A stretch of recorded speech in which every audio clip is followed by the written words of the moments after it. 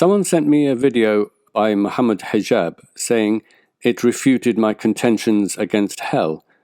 You can watch the full video in the link below, but the basic argument is about breaking a contract with God. The Quran says, Ya ayyuhalladhina amanu awfu bil uqud. O you who believe, fulfill the contracts. And in liberal theory, one of the underpinning things is got to make sure that you fulfill the contract. Chaos would ensue if contracts are not abided by. The law has in place legal consequences, yes? If the law has in place legal consequences which can range from prison sentence to fining to death, in the case of treason, the idea that there should be a consequence attached to a severing of a contract is universally understood. Imagine we, as human beings, are severing a contract with the ultimate source of protection.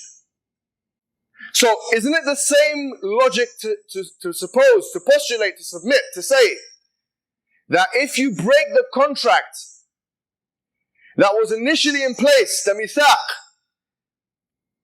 and that you agreed upon in the primordial state, if you sever that contract, there should be a consequence. The hellfire is an ultimate manifestation of the removal of Allah's protection from humans. That protection should no longer be afforded to those who sever the contracts. Then what more contract, more problematic to sever than the one who's providing for you in all aspects and domains and spheres of life?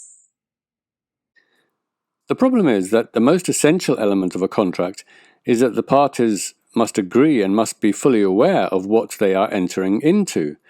But no human being has any recollection of making such a contract. No one can be expected to abide by a contract they have no memory of making, nor any belief actually occurred.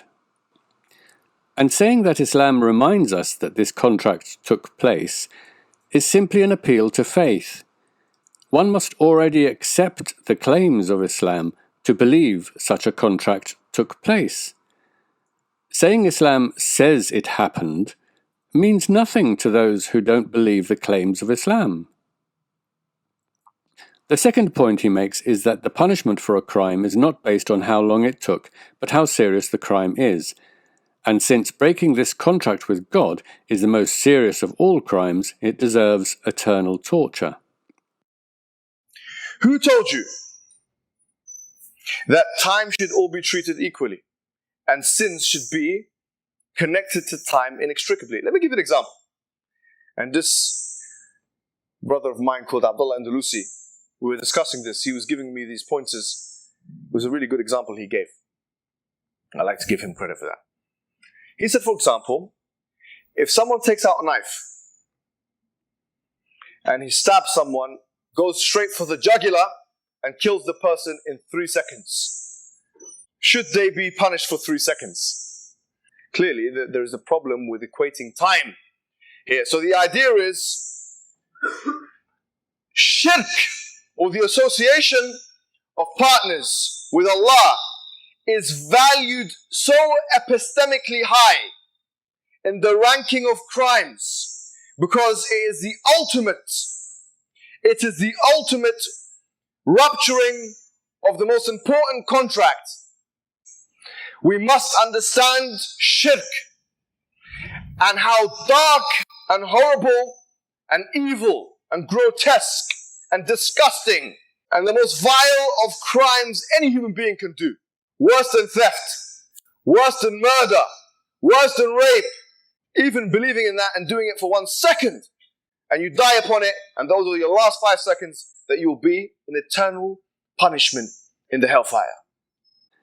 Yes, as I have said before, the length of a sentence should not be based on the length of time a crime took. It's the severity of the crime that informs the punishment. But that doesn't mean eternal torture is justified, even if disbelief was a deliberate act of rebellion. But what makes this worse is that those who disbelieve in Islam are not rejecting something they know is true. They're rejecting something they don't believe to be true. That's a totally different act and intention, and as Islam itself says, إِنَّمَا أَعْمَالُ بِالنِّيَّاتِ, acts are judged by their intention. Had God wanted humanity to be in no doubt about Islam, He could have easily and instantly made every human being aware with infallible certainty that Islam is true. Then they would indeed be faced with either obeying or refusing. But instead of being a test of whether humans obey or rebel against God, it's a test of whether fortune has favoured them to be born to the right family or with the right set of circumstances that allows them to favour one set of inconclusive claims over another, without it having anything to do with a person's virtue or lack of virtue. Disbelief in religion has nothing to do with being a good or evil person, and they are certainly not guilty of any crime, let alone the most severe crime.